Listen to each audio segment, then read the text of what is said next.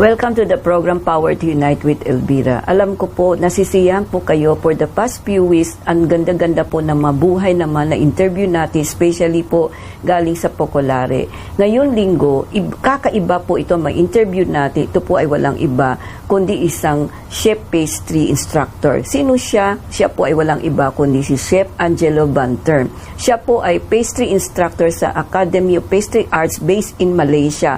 Ano kayang ginagawa niya dito sa Manila at bakit natin siya napili ma-interview? Ano kaya inspiration makukuha natin dito? Siya po ang subaybayan ninyo sa pagbabalik ng Power to Unite with Elvira.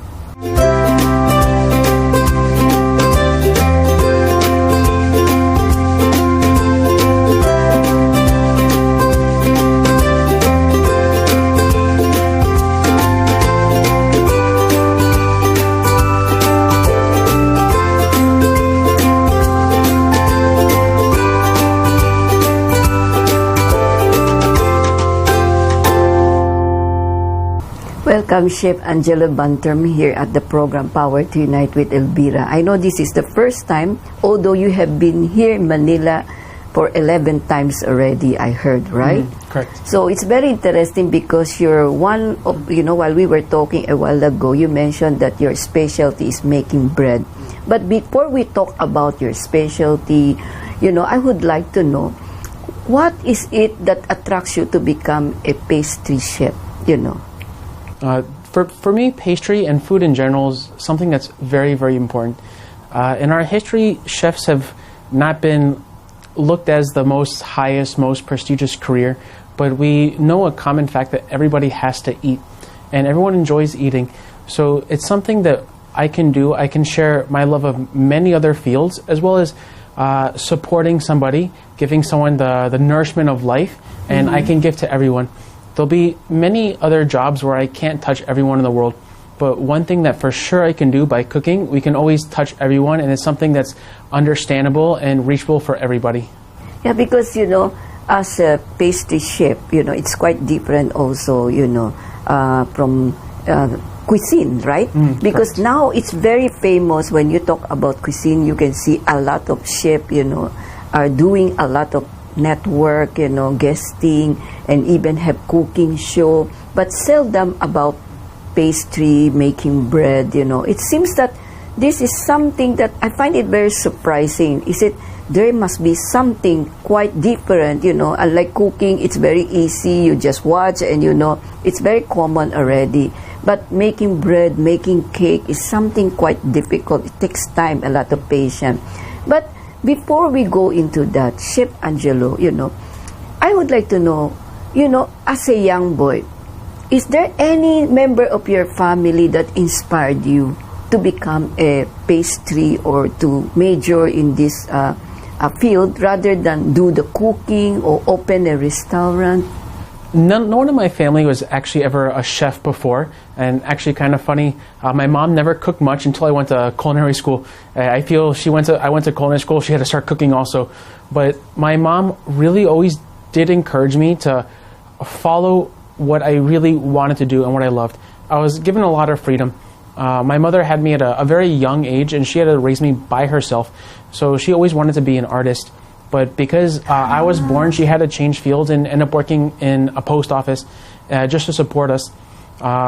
So one thing that she always told me is she worked very, very hard to give me the life to do something that I love doing. So it's very important to me. One is to do something I love and be successful at it, and also give people also the empowerment to do something they love and be successful at it. So even though I don't have a baker in my family or a pastry chef, my mother really did give me the freedom and the inspiration and the strength. I saw how hard she worked to do what I wanted to do. What inspired you to study at Cornell University? There must be something really that struck you, this is it, this is what I want. Kind of very by accident. I have a good accident. I fell into pastry. As a young child and even going into high school, I always loved science, and I wanted to be a botanist. My dream was to become a botanist, but unfortunately, I shouldn't say I knew myself, I wasn't the most studious of people. I had interest in what I liked, but it kind of ended there sometimes. So what actually got me into this field is around the age of 15, 16 or so, I got a job washing dishes at a restaurant. It's a local restaurant. Okay. So one day our fry cook, he quit, and they said, dishwasher, come here. And I ended up having to make fries and do this. So I did okay, and I moved here, and then I ended up going into doing like the salads and the burgers. This is just your local kind of like TGI Fridays, normal restaurant, nothing very fancy. So I was doing this, and I really enjoyed it. I really loved the kind of the fast-paced rush of, you know, getting the food done and working as a team to meet a common goal to feed people, and at the end of your shift, cleaning hard, being professional. So I had no idea at this point I was going to become a chef. So when it came for me to go to college and decide what I wanted to do, I still had on one end, okay, the botanist, on the other hand, the chef. So when I weighed my options, I looked at myself and said, okay, I know you want to be a botanist. I know you love science, you love math.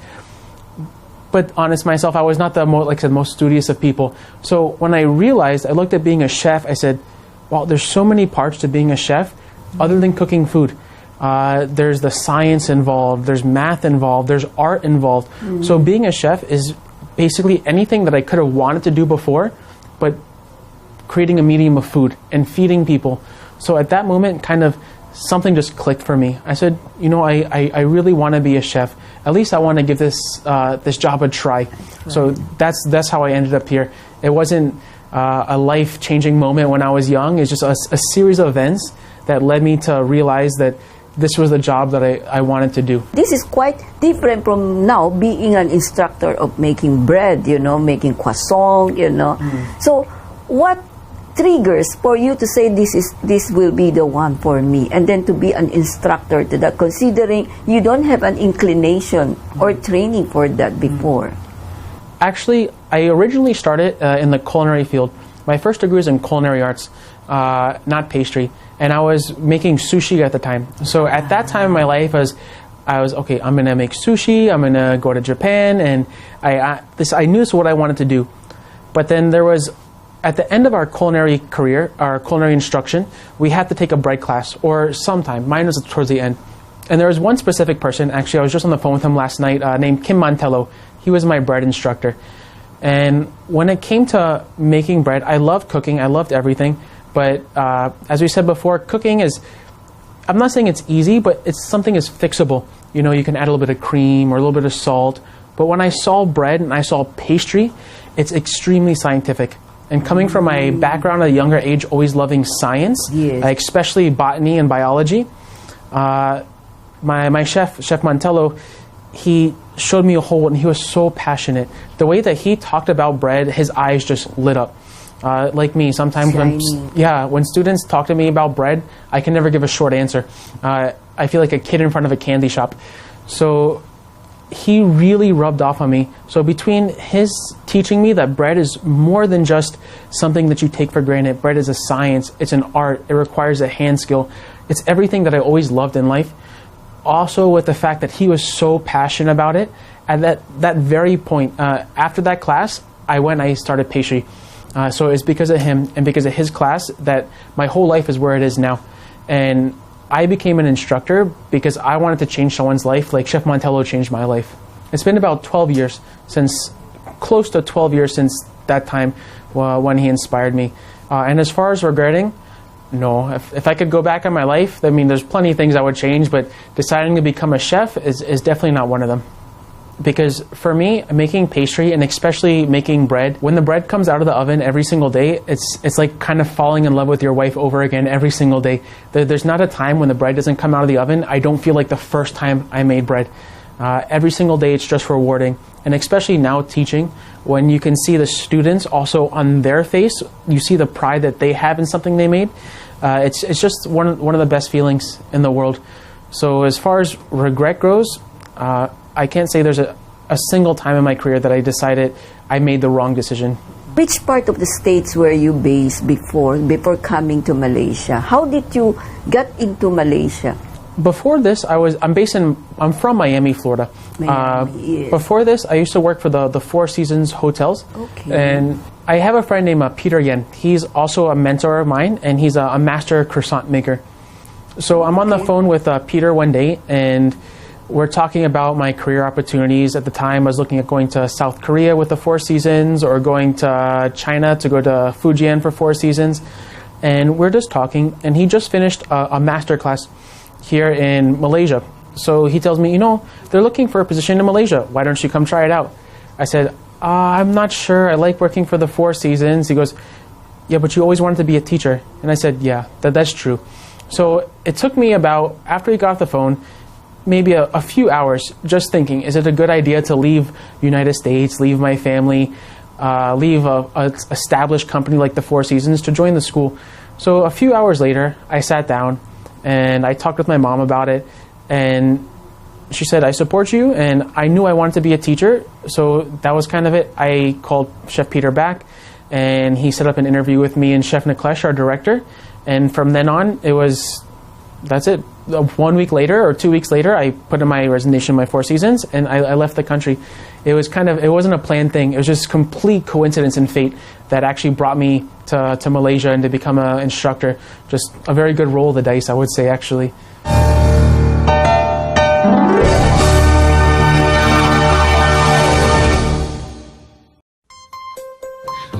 R is now at Radio Bandido, an informative program that tackles all issues concerning all walks of life, delivering hottest issues and events, with health consultations on air and a lot more, with your host veteran newsman 𝗣tože𝘄𝗲𝗿 and master entrepreneur 𝗨𝗶𝘄𝗲𝗿. R sa Radio Bandido every Saturday from 10 to 11 a.m. You can catch R on DZRJ 8:10 a.m., Radio Bandido TV channel 224, TV Plus boxes, and streaming live on Facebook/DZRJ 8:10 a.m. and YouTube channel DZRJ 8:10 a.m. Radio Bandido.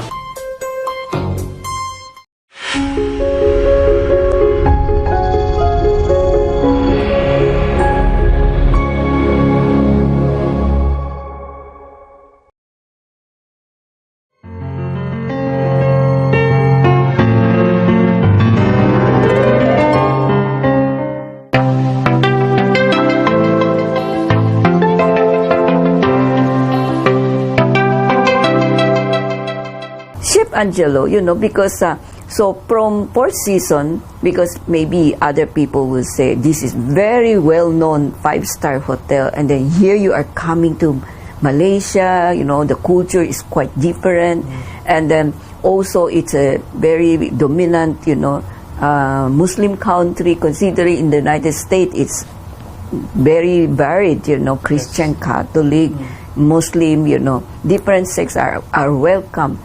So, don't you have any fear that you might not last long in that, or that you might encounter different kind of people whose local bread will be more popular than the one you will introduce? Yes, of course, I had a little bit of animosity at times, and it was a big, scary move for me to leave, my family, my support group, the 4 seasons, my dogs, just to go to a country and do something I've never been before. My vision and my passion has always been so clear.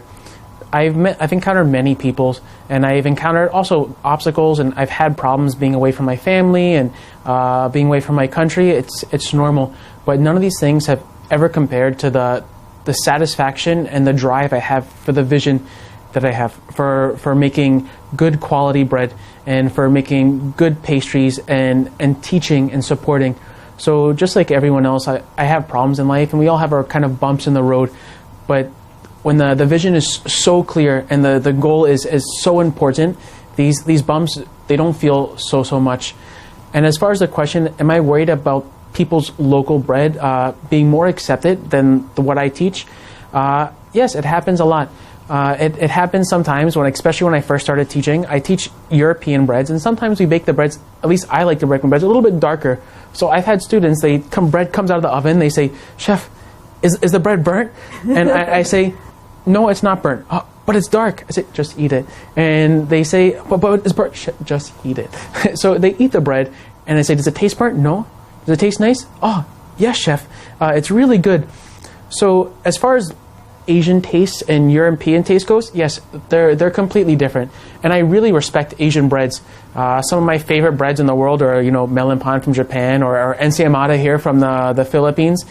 But there's a way to combine the two. I always tell the students, just because I make a bread a certain way, it doesn't mean you have to bake it dark. If your customer doesn't like it, you don't make it dark. But at least you can learn how to make the bread, the technique, the proper thing. Because at the end of the day, most important is also our customer. So I'm not worried about the local person outsourcing me or me outsourcing the local bread. What I want to do is make bread great in general. I want everyone from all over the world to eat all over kind of the world's bread. Americans eat 𝗵𝗏𝗏 and Filipinos eat baguette and Japanese eat croissant. It's just, bread is one of the biggest cultural things that everyone in the world has to share. No matter what holy book you read, no matter what culture you're from, there's no one who's never eaten a piece of bread before. So my biggest goal in life is just to share this with the world. Everyone can have a piece of bread. Not every person in the world can eat chocolate or see a sugar showpiece or take a master class or do French pastries, but there's not a person, no matter how rich or how poor you are, that doesn't eat bread. So this is the vision I have. So I don't feel bad when students ask me if the bread is burnt, or I don't feel bad when they say, oh, this bread is hard or this bread is soft. It's just a matter of sharing the knowledge and showing people that bread is something that's very important, more than you just buy from the grocery store and put inside your mouth. It's a very important, nourishing thing and a very cultural thing for all of us. It's a universal thing that people will eat. It depends only on what kind of bread they are used to, right? ASEAN cuisine or ASEAN taste is very exotic. I think this must be a challenge, big challenge to you, right? I don't look at it as much of a challenge, as much of something very exciting, actually. It's very exotic, and the demand of my students or my customer forces me and encourages me to actually use ingredients and use even techniques that I never would have done beforehand. Things that we don't use in the United States or Europe, like galangal or lemongrass things. These are things that maybe I wouldn't have thought about putting in my bread before. But now I'm doing things like, bread stuffed with adobo or chicken 𝗶𝗏𝗏𝗏, which is a Malaysian curry, or using these kind of exotic ingredients. So yes, it pushes me to do something if you look at a challenge this way, but I find it actually very exciting and very fun to use Asian ingredients and adapt to the Asian tastes. My technique plus their demand only makes me grow a bit higher. So you think, by adapting the Asian taste will help you more survive here in ASEAN countries, because you can see, as you said, we have been, the population in ASEAN countries, is growing. And, based here in Malaysia, even let's say in your Indonesia, Manila, you can just imagine how many millions of people already. That's why bread is one of the major, source of food for them, aside from rice, And, considering that you have been here in Manila already 11 times, just to, you were invited to teach here from time to time. I'm sure you must encounter a lot of differences between Malaysian dishes, with Filipino dishes, the way we love food. You mentioned a while ago you love our ensaymada. You also love like the curry in Malaysia, So these are quite different, right? Ensaymada, because we also have influence from the Spanish period, from the Chinese period, So it will be very interesting also to discover what do we have, something in common with Malaysia, common with European bread, and also maybe with American bread. Do you see that as something for you quite to be very, very educational, that every day you are discovering something beautiful wherever you will be assigned? Absolutely. No matter where I go in the world, and I've traveled quite a lot over Asia, every country, every culture has their own taste, their own specific way of preparing food. But what I really notice is the way that everyone eats food and enjoys food is all the same. In the Philippines, maybe a little bit more sugar or vinegar and a lot of boiling or frying, as opposed into Malaysia, maybe they do a lot of more stir frying, or United States, we do a lot of grilling. So the food changes, the technique changes, but when people sit down to eat the food, that doesn't change. It's universal. People sit down, they all have the same look on their face, they're around loved ones, they're sharing something that's been worked so hard by somebody, or they work together. And actually, this is why food is so important to me. Something I've noticed all over the world. No matter whether the food looks different, or the table setting looks different, or the people look different, the feeling when we sit down and they say, okay, let's eat, it's the same. It's worldwide. Yeah, I'm glad you mentioned that, but we will continue our beautiful discussion sa pagbabalik po ng Power to Unite with Elvira.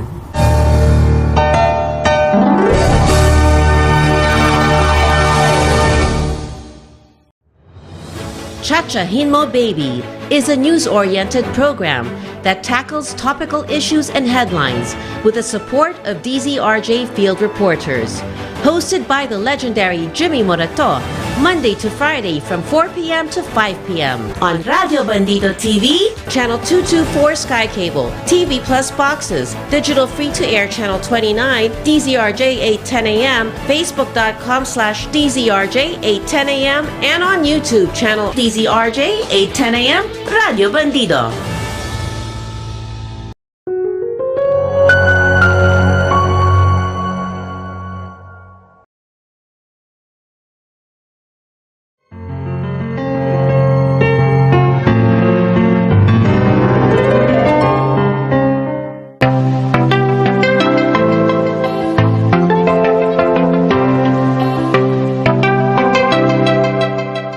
Chef Angelo, I'm glad you mentioned a while ago that you have been traveling to a lot of countries, especially in Asia right now, and you have observed, even though our way of cooking, the way we eat are quite different from each other, but when they sit down, it's just one thing, to enjoy the food, to enjoy the taste, and to be with family.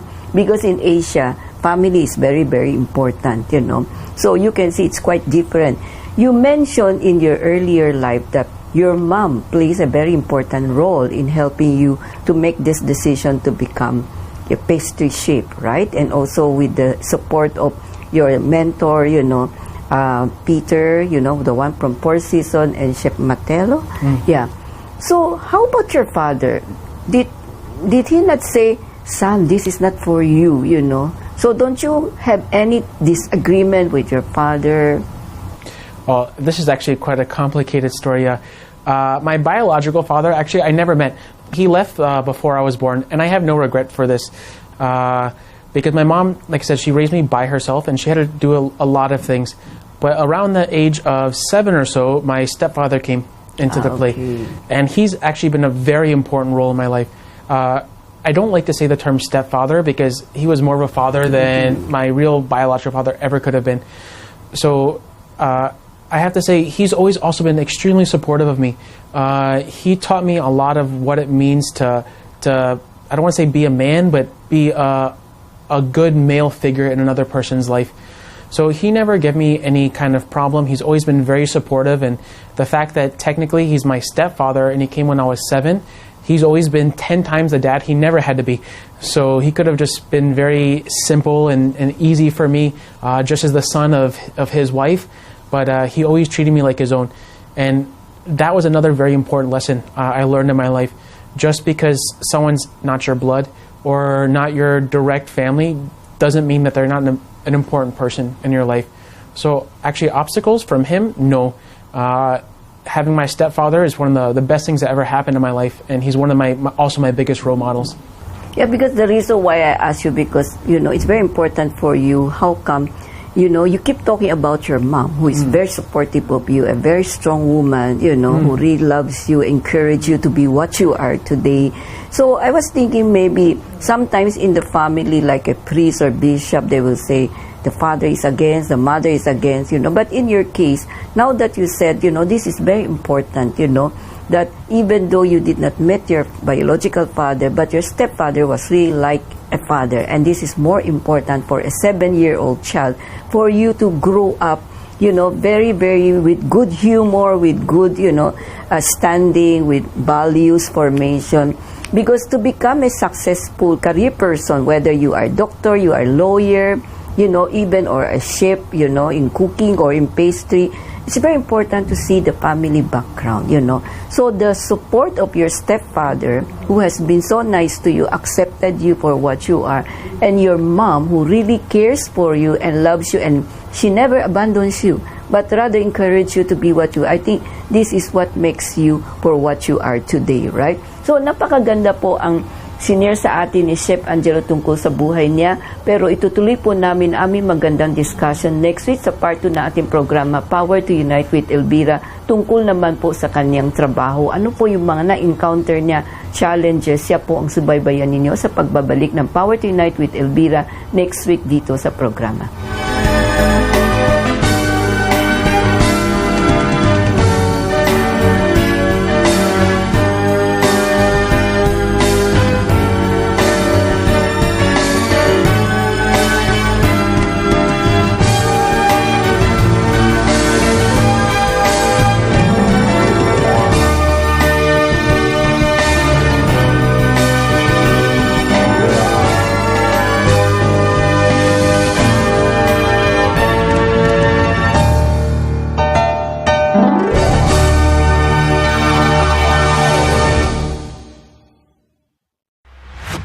𝗨İ𝗶𝘄𝗲𝗿 with host Sunny Ilustre digs into current events and human interests. All viewers and listeners are invited to take part in the discussion. All opinions are welcome and respected. 𝗨İ𝗶𝘶 is open to assist those experiencing injustice. The motto of the show is, if God is with us, who is against us? Seen every Saturday from 4 to 5 p.m. on Radio Bandido TV, Channel 224 Sky Cable, TV Plus boxes, digital free-to-air channel 29, facebook.com/DZRJ 8:10 a.m. or on YouTube, channel DZRJ 8:10 a.m. Radio Bandido.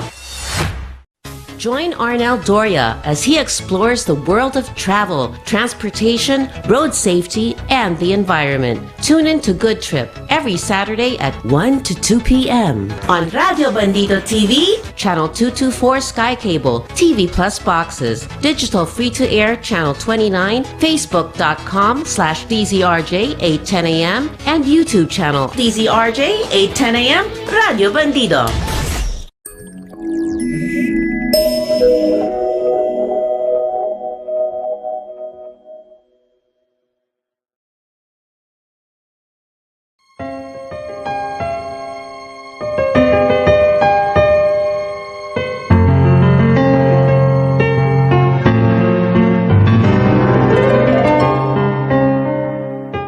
Welcome back to the program Power to Unite with Elvira. Part 2 na po ito ng aming magandang discussion ni Chef Angelo Bantern. Siya po ang pastry chef at the same time instructor dito sa Academy of Pastry Arts and Cooking, no, dito sa base sa Malaysia. Pero right now andito po siya sa Manila. This is already 11 times for him to come here. So anong meron tayo? Bakit siya ang pinadala ng Malaysia para magturo po? Siya pong subaybayan ninyo sa pagbabalik ng Power to Unite with Elvira.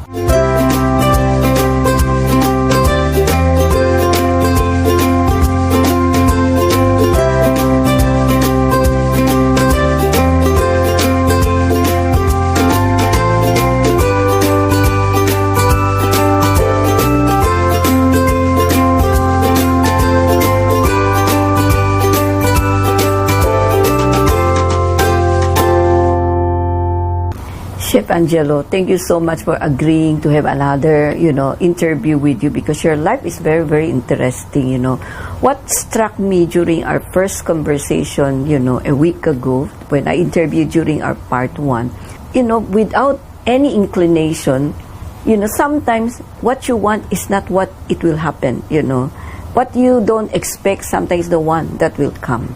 So that's why sometimes I said, God is so playful, God is so mischievous, but everything has a reason why it has to happen. And you have been traveling around also. You mentioned you saw the differences, the tastes are quite different, but when you sit down, when you eat, everybody is the same, right? So being an instructor, because you saw, how do you call that, when you come to Malaysia, you did not have this animosity or fear that you might not get in well with the people. But for you, you accept this challenge, and being young, I think you're very young at that time. That's why you did not see or foresee any problems at all, because for you, you know, what is important is to give the best of your knowledge, to share your knowledge, right? So you are not a very selfish person. To be a teacher, for me, to be an instructor, I always admire them, because I know they always care. They always will give the best they can, you know, the knowledge that they have. This is the only person, unlike a businessman or a businesswoman, they will, you know, hold something. They will not give everything to you because they see you as a competitor, right? Correct. But being an instructor, you don't think that way.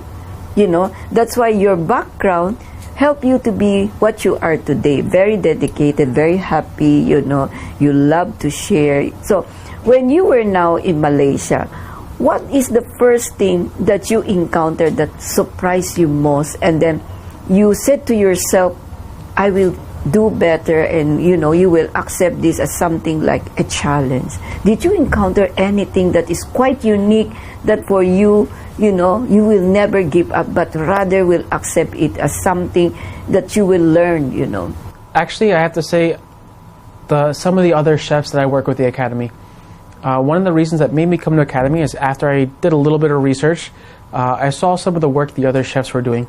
And as we discussed, my specialty is breads, and I did pastry, and I like making ice cream, but I was never the most artistic when it comes to chocolate sculpture or sugar sculpture. So when I came here, I actually saw the level of the chefs, especially Chef Lawrence and Chef Tan in our school, and Chef Chong. They are extremely talented when it comes to doing these sculptures, and it was something I never did before. So career-wise, I said, oh, wow, there's a whole nother level. I mean, we can't compare apples and oranges. They don't make bread, I don't make chocolate. Yes. But I said, I have to do this. I mean, if they can do it, I can do it also. So they were very happy and lucky to welcome me, and they've been a very important person also in my career growth. So this is one thing. When I saw things that I never seen before, because for being such a small school at the time, and even at the moment, in a small country, I've seen so many more things and so many more talent and passion from my fellow coworkers than I've ever seen in the United States and working abroad. Mm-hmm. So I wouldn't say it was so much of a challenge, but it's very eye-opening for me. When I came here and I saw what they did, we kind of have like, not a competition, but we see this person does something really nice, like, okay, I can do something just as nice also. So we don't talk about it, we don't look at it this way, but we always push each other to grow. So this was also a big turning point in my career. Now I can do chocolate showpiece. I can do many other things I could never do before I came to the Academy. So I guess if you say there's one biggest thing that said I can't quit, I have to grow, it'd be my coworkers and this Academy in general, the family and the environment that we create for the chefs to grow, and as the chefs grow, also the students can grow. Actually, we always call ourselves, even we have our WhatsApp group, Academy Family. There's no kind of animosity between chefs inside the school. I've never felt this, and it's just not part of our culture. So the one great thing about the school, at least, is we're a team, we're a family. When we see something, we help each other. We see someone else doing something, maybe not so perfect or could be better, we don't just turn the eye away and keep walking. We say, hey, chef, I see you doing this. Maybe you can do like this one, or we can have a discussion and we can talk. And this actually also relates and kind of carries down to our students as well. The school it's not it's a business, but it's not a factory. It's a family in which we all have the same goal, same vision, same passion, and it shows in our work as well. Chef 𝗨𝗶𝘄𝗏, our director of the Academy, when he opened the school, he did have a vision. And it's a vision that we all share in the school, which I think is one very important for any business, that people follow your vision and you have something they can believe in. But it's, even though, yeah, of course a school is a business, but the idea is to, like you said, to inspire and touch other people and grow our youth and grow just the people around us and grow our economy and grow the families of the people who are working for you. he's been a very good inspiration for me when I think about something like this. And I think it's actually very important for any business and any person, no matter what you're doing. If you're doing it for yourself, you only have such a small limit you can grow. When you're doing something for other people, your growth is exponential, and you can grow so much. So the second that you open a school or become a teacher or do something for somebody else, not only are you helping them, but you're growing as well. And actually, that's what this academy represents. I noticed that sometimes the quality of bread depends on the temperature of the country itself. You know, I always wonder how come the croissant in, you know, in Europe, you know, especially in France, tastes better, you know. Different also, croissant in Italy is quite also different, but it's also good. But when it comes here, how come we couldn't get, you know, the good taste as what it is? So I said probably it's because of the temperature, the weather condition that we have. So what hinders you, or maybe what do you think is the problem here? You know, you have been here teaching for 3 years. I'm sure your student also gave you an idea that our bread is quite different, you know. Well, this is quite a big question, actually. Let's start first about the bread being different. Now, Asia culturally is not as big of a bread-eating region like Europe. I mean, Asia still the staple food is rice. Right. So when Noodles. bread, rice, noodles, things like this. So when bread came to Asia and become more popular is around the same exact time that United States was like more commercially manufacturing bread. So Asia's first kind of, not first, but the popularization of bread in Asia came around the same time that these soft breads or so became popular in the United States as well, and especially Philippines, because you know Philippines and the United States have a history with each other. So most Asians' take on bread is it's always kind of soft or maybe like a treat, as opposed in Europe, bread is kind of almost a staple, something like this. So this is where the kind of taste differs. I mean, it's not saying there's a right or a wrong, but Asians tend to like softer bread, sweeter bread, 'cause that's exactly what came here and that's what they're used to. So this, first of all, this kind of difference. So getting aside the fact that there's a taste difference inside, which is okay, as far as say making a crusty baguette or a good croissant in Asia, the scientific point of the view, yes, there's weather is important, where the flour comes from is important, the type of mix you're using is important, the mineral content of the water is very important, but all of these things are things that actually can be adjusted. The biggest thing on making a good quality bread or a good quality croissant is the knowledge and the dedication of the baker. Because no matter if I go to India, or I go to Philippines, or I go to Malaysia, or I go to the United States, I can make the same quality of croissant and baguette with slight variations everywhere. So when you taste a bread from someone else in maybe Europe or something, maybe the baker, it's himself. You can also have really bad bread in Europe, I've had, but the baker himself maybe has access to some more ingredients, but ingredients or not, he has more of a knowledge and more of a passion to do it. As opposed to maybe you find a baker somewhere in South Asia, it's not as respected of a thing. You know, he's just making local bread as a sweet for a taste for people to eat. So the ingredients and the technique, not as cared about or as important. So let's say you have a croissant in Europe and a croissant in Philippines. The biggest difference is the person making it and how much knowledge they have of that flour, that water, the weather around. You said the weather for an example. Let's say right now it's rainy season in Philippines. It's raining a lot. So if I take the flour, there's going to be humidity in the air absorbed into the flour. So this time when I add the water to the dough, maybe I can't add as much because the flour itself already has some moisture from the air inside. Now in a dry time of the season, I can add that extra bit of water because the flour is dry. So this is where I say the knowledge of the baker comes in. So yes, weather, flour, water is important, but if you have a knowledge of the ingredients you're working with and how to change them, these actually things don't matter as much as the person actually doing the bread itself.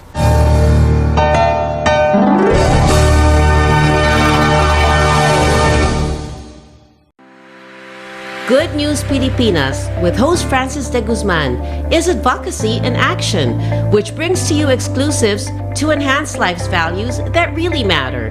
This program also brings forth guideposts on scriptural truths, giving hope to nations. Watch and listen on Radio Bandido TV every Sunday from 12 noon to 1 p.m. on Channel 224 Sky Cable, TV Plus boxes, digital free-to-air Channel 29, DZRJ 810 AM, Facebook.com/DZRJ 810 AM, and YouTube channel DZRJ 810 AM, Radio Bandido.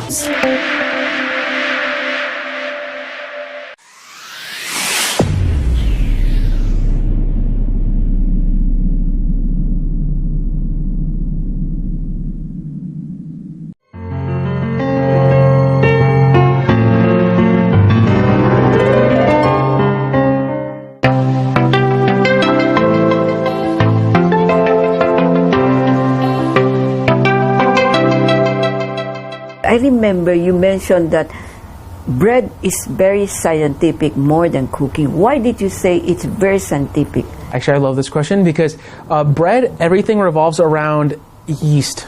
Okay, so yeast is a living thing. It's a living organism, just like us. It takes in food and releases, carbon dioxide and alcohol and lactic and acetic acids. So as opposed to when you're cooking or even sometimes doing certain things of pastry, if say making a cake, I give someone a recipe, I give someone a method, I give someone a mold, they can make exactly the same cake I can make. It's no problem. But when it comes to the bread, you're literally dealing with hundreds, if not thousands, of microorganisms and bacteria that are making this bread living. It's a living thing. So it's kind of like having a child. You have a child, sometimes children, they're going to do whatever they want. But you're going to have to convince them a little bit through knowledge and psychology. Say, for example, your child doesn't want to eat spinach. My mom did this to me. You go, Popeye eats spinach. You want to be strong like Popeye? Oh, yeah. I love spinach now. Yes. So doing with bread is kind of, the yeast is going to do what it's want to do. But through knowledge and understanding the science and everything going on, it gives us the best kind of possibility to control this living thing that is yeast and 𝗨𝗶𝘶𝗶𝗍 and all these other microorganisms. So this is where making bread is almost like being a scientist, because you're actually just dealing with small microorganisms and bacteria that are actually affecting everything that's going to have the bread come in, enzymes and proteins, and I could go on and on. But there's so many little teeny things that you have to have knowledge about if you want to make the bread consistent and perfect, as opposed to pastry or cooking, where there's a lot of skill involved, but you're not trying to manipulate literal microorganisms as you do when you're doing bread. So now that you have been here in Manila and you have shared it with several of your students, what did you see the differences between, Filipino student, based in Malaysia, the Malaysian student that you have? What do you see the differences there? It's hard to say, because I try not to look at, all my students are the same, whether no matter what country they are, and I mean they're all just kids or even sometimes adults that just want to come and learn. So I focus on this first. But one thing I do have to say about at least Filipino people in general, not just students, but they're very loving and very easygoing. So one thing I noticed with my Filipino students is they're always very happy, always singing all the time. Okay. So if I had to say one difference I find, is not saying there's a good or a bad, but I do really appreciate the kind of love for life and the kind of joy that I see in most Filipino people that I don't see in actually a lot of parts of the world. I promise you, no matter where I go in Philippines, no matter who I walk by, there's somebody singing somewhere for sure. So I'd say this is a difference. It's something I really love about the Philippines. As far as students go, like who's smarter or works harder, I mean, everyone's the same. Just depends on the person. What I have seen that, Filipino, as you said, especially the youth now, are very happy people. They love singing. Do you see dedication to them, or do you see the Filipino youth is just that it's the in thing?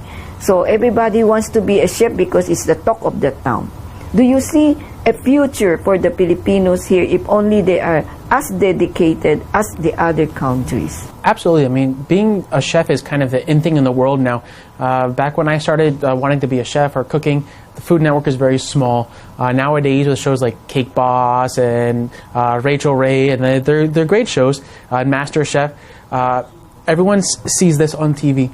And the biggest thing is when they come to actually work in the field, they see it's not like making cupcakes for 6 hours with Rachel Ray in a nice piping bag. And Rachel Ray, I love you, you're fantastic. But I see there's a future for anyone, but you have to really love it and you have to be dedicated to it. Yes. You can make a lot more money doing something a lot less physically demanding. Like I could work behind a desk or something and make more money. I can work a 9-to-5 job. But that's not what being a chef is about. Being a chef is something anyone can do. You don't have to be born with, I'm not especially talented or born natural gift, but if you love it and if it's something that you're passionate about and you're willing to work hard. Like I said, it's one of the hardest working industries in the world, I would have to say. And for, like I said, the amount of money or gratitude, like you said, people don't realize, it's not so much. So, yes, people are coming in because it's the in thing. But the people who want to be chefs, they'll realize that extra 30 minutes after 12 o'clock when you think it's lunchtime, you're working, you won't feel it. Yeah, I mean, your stomach might feel it, but you'll just push. You'll get it done. And that knows that then you're a chef. That's how you know you want to be. So I don't feel it's limited to anyone. Anyone can be a chef. Anyone can do this. Anyone can be famous as a chef. Anyone can make nice pastries or breads. It just matters on how much you want to put the work or the effort into it. Since we are so westernized, maybe the upper, rich people or maybe the educated one who has been traveling, will learn to accept it, will learn to like it. But for the ordinary people, I don't think they saw this as an opportunity for them. It's only opportunity to work abroad, to work, in the hotels, to work in the shipping, So this is what I saw. It's not because they love it. It's because they saw it as an opportunity to travel. So what will you be your advice, to this kind of youth that we are now getting? For me, if it makes them happy, I don't discourage it. I mean, not every person in the world who cooks food for a living is a chef. And not every single person who cooks food loves it. I know many people, and even had teachers before and chefs. It's a 9-to-5 job. And if it pays the bills, it gives them an opportunity to travel or see abroad, that's fine. But you won't find such a fulfilling life this way as a pastry chef. Okay. Because, again, it's very, very hard work. It's hard work, it's tiring, and I don't think, if I wanted a 9-to-5 job, there'd be much other things I would pick besides being a chef. So my advice to them is, and I know a lot of Filipino friends of mine, they went into this industry just so they could travel abroad or get a J1 visa and go over here, and it works for them. And if they're happy, it's okay, but it's not the most fulfilling life you could have as a chef. I say if you want to be a chef, you give it your all, your dedication. And a message to those people who just do it because they want to travel. Like I said, I had no plan on being a chef. One day I became a chef, and then one day after deciding to be a chef, I woke up and said, I'm going to give it my best. So yeah, maybe they decided to get a job as a chef to work on a cruise ship or something. It's not too late. They can still be a chef. Just say, hey, you know what? I'm doing this anyway. I'm spending 9-10 hours of my life working. Why don't I do the best job I can do? And then their life will change. But I'm learning something from you. But we will come back again with this beautiful conversation sa pagbabalik po ng Power to Unite with Elvira.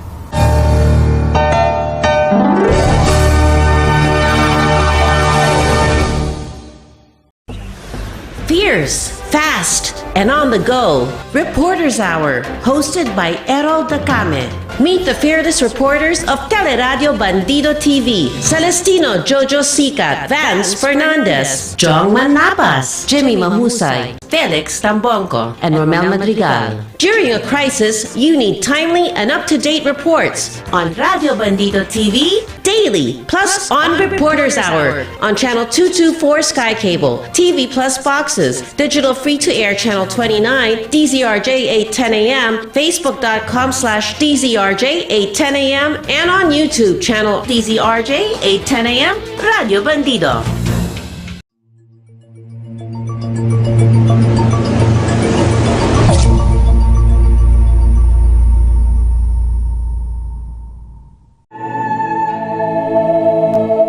Be enlightened with inspiring stories.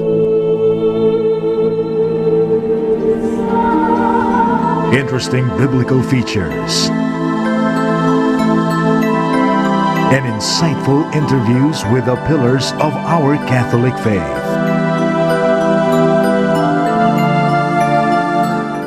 Power to Unite with Elvira.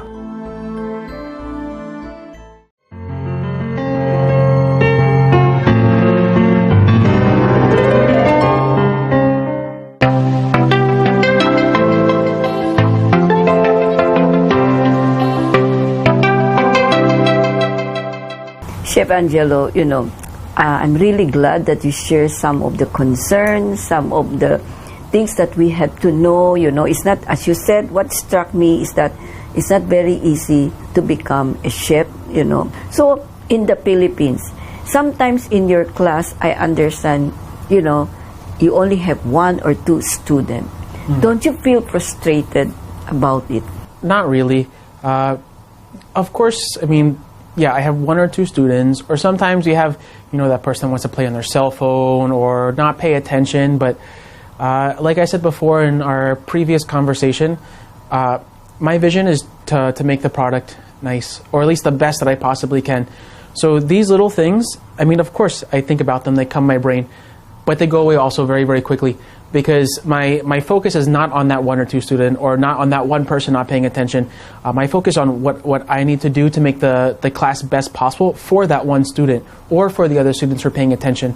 So there's many things in life that don't go the way you plan them, or that you like them to go, but it's just kind of steering off here and then coming back to the same path always. So if you ask me, frustrated? Yeah, of course. But my frustration doesn't last more than a few seconds or a minute if I'm very unlucky. But yeah, that's about it. So any message to the Filipino people, to the Filipino youth especially? On a smaller scale, as a chef, the best thing I can encourage you if you want to be a chef is, we've already talked about, is be passionate. If you're going to work 8 hours, 10 hours, 12 hours a day, you might as well be doing something that's worth 8 or 10, 12 hours. Do your best all the time. Read books, learn, be humble. Don't try to make a competition of someone who's better than you, because you can learn from them. You can always be better. The second you stop learning or growing or trying hard, your life stops. And this doesn't go for chefs, it goes for everyone. And aside from being a chef, do something that you absolutely believe in. Because no matter how much money that you make, or how hard your work is, or how difficult life gets, you will have that vision. So every time something goes off course, you'll come back. It goes off course a little bit, you'll come back. So you have to do something that you believe, that you love, that makes work will always be work, but it's going to make work a little bit better. Make those 8 or 10 hours a day a little bit more worth your time. So that's it. Just believe. If you're going to do something, do it well. It's really true, and I really agree with Chef Angelo for what he shared with us. It's a very beautiful story about a story of being a pastry instructor. What is important is that, when you learn about his life, the support of the family is very important. The support of the stepfather inspired him also, because people, especially his mother and stepfather, believes in him, and I think that's the most important, for him to accept the challenge, to give the best, and to prove to them they are not, something they should regret because he chose this life. Rather, it's something he appreciated. At the same time, coming from America to come here in Asia, in spite of differences in culture, for him, it's not a challenge, but rather it's a learning experience that he can become a better person, by accepting the culture, learning from others, He also mentioned it's a hard work. I agree. If you really love doing something that you like, you never count how much you are going to earn, but you never count how much time that you have to finish it.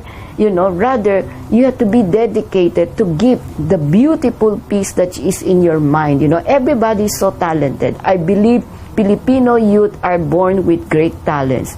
They have creativity. Let's use our creativity to improve, to serve, and to give the best to our country. Whatever your chosen field, number one, always remember the support of the family is very important. Second, you have to believe in yourself that you can do it. Then you have to trust yourself, and also to try your luck and to do hard work. Don't expect things to come easy. In life, you will always encounter a lot of experiences that will serve you as a challenge, but it's a very good, challenge that will make you grow as a better person, just as what Chef Angelo is sharing with us. I hope you enjoy our episode here. Until next week, dito po sa program ng Power to Unite with Elvira.